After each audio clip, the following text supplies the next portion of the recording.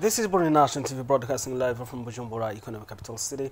English News Edition top stories. On the second day of the cruise organized by the presidential family, which is taking place in the political capital Gitega, the First Lady Angelina Ndayishimiye held a mobilization session for the youth. She called on them to get down to development work and not to turn the ears of people with bad intentions. And the Constitutional Court of Burundi validated this Friday the results of the legislative elections of June 5, 2025, as announced by the Independent National Electoral Commission (CENI). Bagorikunda, president of the court, declared that the elections were conducted in a regular manner and that those who complained about irregularities failed to provide evidence. These were headlines. Welcome to news in details. Joseph Munindajam, the president of the Republic, Evariste Ndayishimiye, indicated that this is the right time for reconciliation among Burundians who have long been victims of difficult times. This happened this Friday in Gitega during the national prayer of Thanksgiving for the 5th anniversary of Evariste Ndayishimiye's inauguration as head of state. As I said in top stories, on the second day of the cruise organized by the presidential family, which is taking place in the Gitega political capital, the First Lady Angelina Ndayishimiye held a mobilization session for the youth. She called on them to get down to development work and not turn to ears of people with bad intentions. Diodone Ndachaisaba has more.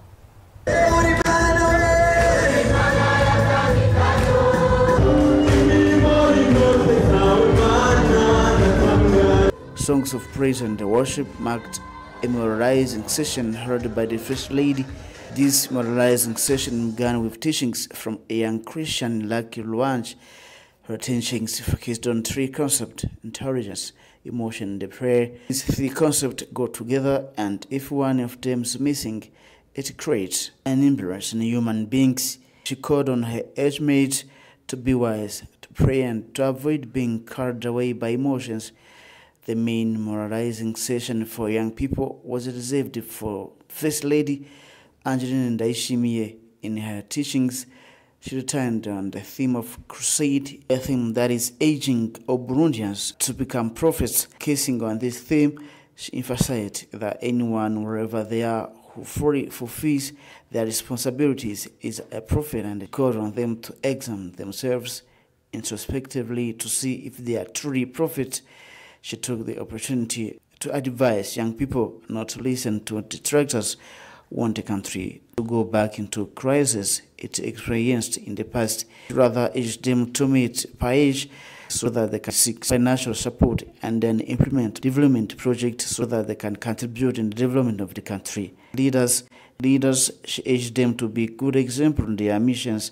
First Lady concluded her teachings by urging those young people to be servants of God and hate sin in order to be true prophet. Back to Bujumbura now, the Prime Minister Gervais Ndirakobucha flew this Friday on a working mission into Luanda in Angola, whereby he will participate in the 17th United States in Africa 2025 Business Summit from June 23rd to 27.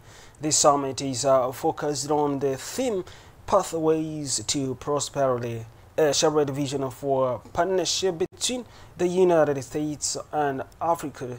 This summit will contribute to Burundi's achievement goal of the vision to be an emerging country by 2040 and a developed one by 2060.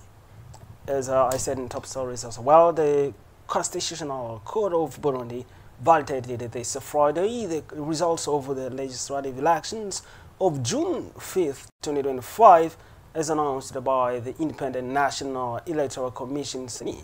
Valentin Bagorikunda, president of the court, declared that the elections were conducted in a regular manner and that those who complained about irregularities failed to provide evidence. Jackson Irakoze reports.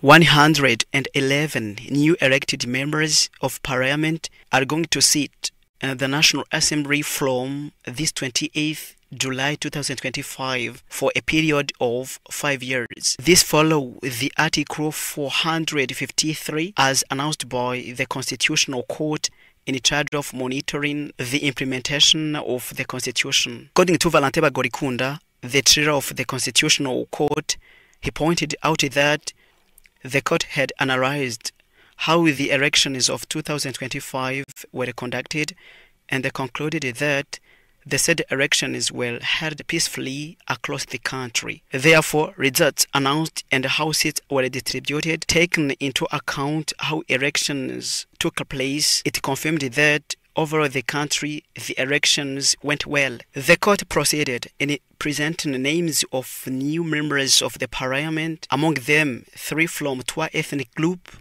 and 180 left are from the ruling party CNDD-FDD, which won the elections on a score of 96.51%. Other political parties failed to reach 2% so as to be represented in the parliament. The Constitutional Court has also informed that the composition respected the constitutional requirements. 60% of Hutu ethnic group, 40% of Tutsi ethnic group, and at least 30% of women.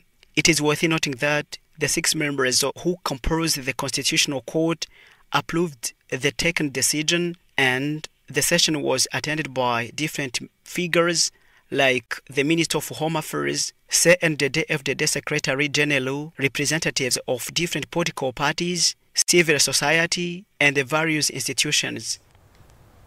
And the United Nations Security Council met this Thursday in New York.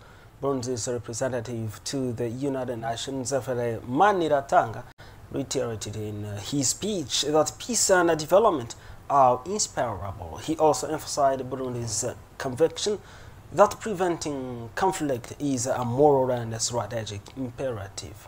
Details with Jivon Daishimie. During the open debate of the United Nations Security Council, the permanent representative of Burundi to the United Nations stated that on the eve of the celebration of the 80th anniversary of the United Nations Charter, a paradox remains. He noted that while humanity possesses more resources, knowledge and technology than ever before, inequalities are growing, poverty is worsening, and the conflicts are multiplying. He emphasized that economic growth and technological advancement alone do not guarantee peace. To achieve sustainable development worldwide, he stressed the need for equitable development, which is only possible in an environment of stability. Zefere Maniratanga pointed out that the root causes of conflict are well known, including extreme poverty, marginalization, unemployment, institutional fragility, and others. He therefore proposed a systematic, coherent, and a preventive approach based on complementarity among the UN agencies. The permanent representative of Burundi to the UN underscored his country's belief that conflict prevention is both a moral duty and a strategic imperative. He affirmed that the UN Charter has the responsibility to promote positive peace rooted in social justice. Regarding the Pact for the Future, aimed at renewing the global social contract for peace, progress, and solidarity, Maniratanga stressed that the pact must strengthen the link between peace, justice, and the sustainable development goals by fostering inclusive and peaceful societies and protecting civilians in a conflict zone. In light of the 4th International Conference on Financing for Development, scheduled for July 2025, the permanent representative of Burundi called for ambitious and transformative commitment to fund sustainable development priorities, including conflict prevention, climate adaptation, and structural economic transformation. Zefere Maniratanga reaffirmed Burundi's commitment to multilateralism, sustainable development, more inclusive and more resilient global governance. Now we head in Chibitoke province as the Truth and Reconciliation Commission (CVL) has just published the list of victims of the various tragedies that struck Burundi, people who lost relatives and property in Chibitoke province. Bukinanyana Commune say they are satisfied with this step but are calling on the government for compensation. They expressed this on Monday while checking the names of the relatives appeared correctly and without error on the provisional list. Jackson Irakoze once more.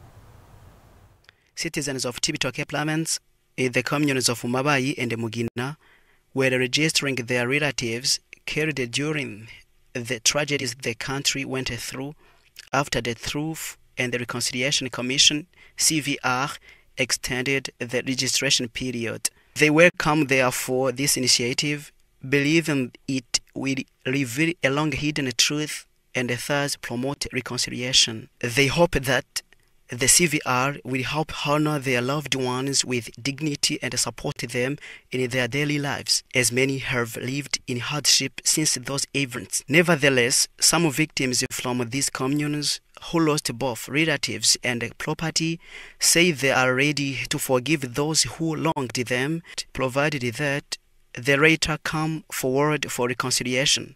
However, they ask the government to compensate them.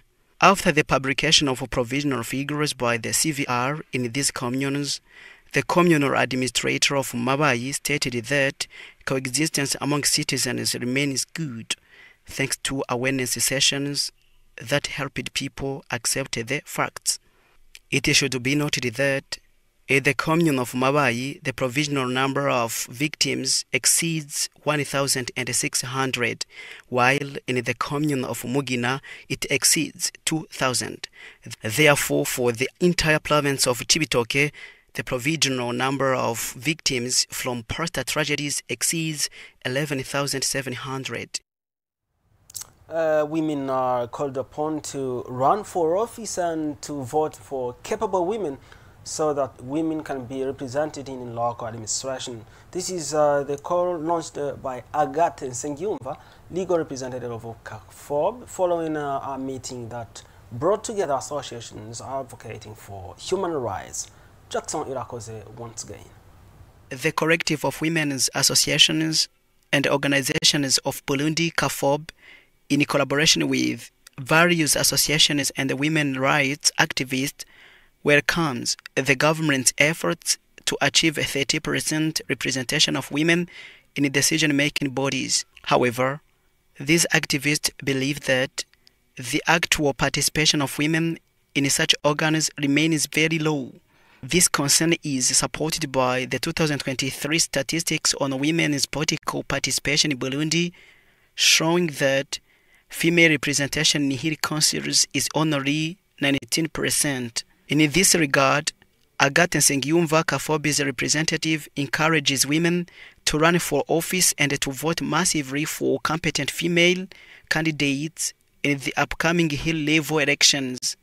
She pointed out that since women are often under-elected or underrepresented, CAFOB brought together women's rights associations to take action. Despite the short 5-day time frame, their mission is to raise awareness and mobilize women to vote for experienced and capable candidates who have already demonstrated commitment to the community issues. According to both panelists and participants in the meeting, Burundian women must also be supported in their political ambitions by their husbands and brothers, given their social responsibilities. The CAFOB representative urged women not to underestimate themselves, but to engage fully as they have the ability to succeed.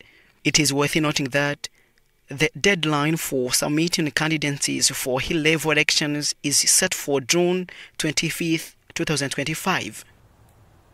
Before closing, while Burundi continues to participate in Olympic Games and its performance remains unsatisfactory, the Institute of Physical Education and Sport organized an international symposium on Thursday to discuss how sport can be a source of development in light of the Paris Olympic Games. Marisa Mihigwe reports.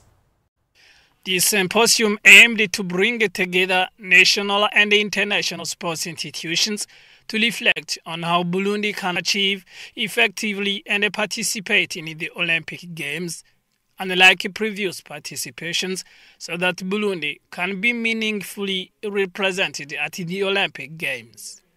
Celestin Votsebanga, the Vice Dean of the Institute of Sports and Education, said that being an athlete is also a profession in life. He therefore encourages all athletes to take up this sport as a profession that can also provide life as many other businesses. This meeting could open horizons to Burundian sports world for effective participation in the next Olympic Games scheduled next 2028. This was supported by the French Embassy and organized by the University of Burundi, including the National Olympic Committee. Well, that's it for me now. Thanks, Inena, for watching. Programs continue at the Nation TV. Stay tuned and take care.